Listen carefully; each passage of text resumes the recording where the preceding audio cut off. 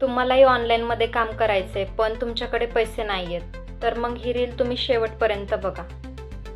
कुठल्याही क्षेत्रात उतरताना जमणार नाही असा विचार करत बसून जमत नसतं. कारण करून तर बघू म्हणत केलेली सुरुवात हेच यशस्वी होण्याचं पहिलं पाऊल असतं. कारण शेवटी जो रिस्क घेतो त्यालाच पूर्ण म्हणजे सक्सेस वगैरे या गोष्टी माहिती भेटतात. एक जिंकू नाही तर हारू, पण अनुभव येत राहतो ना. समजा तुम्हाला एका शेतकऱ्याचंच उदाहरण देते. जर तुम्हाला गहू पेरायचा असेल तर तुम्हाला आधी गहूच पेरावा लागतो. त्यानंतर तुम्हाला गहू येतो, नंतर तुमच्या गोण्या भरतात. मग सेम तसंच असतं ना. आधी आपण पैसा लावायचा, मग आपण पैसा कमवायचा. कारण बिझनेस कोणता आहे हे मॅटर करत नाही, ऑनलाईन असो की ट्रॅडिशनल बिझनेसमध्ये जास्त इन्व्हेस्टमेंट राहते. 1.5-2 लाख रुपये तुम्हाला आधी खर्च करावे लागतात. पण ऑनलाईनमध्ये तो एवढी तुम्हाला रक्कम इन्व्हेस्ट करावी लागत नाही. जर इन्व्हेस्ट केली तर तुम्हाला त्याच्याबद्दल काही ना काहीतरी गोष्टी भेटतातच ना.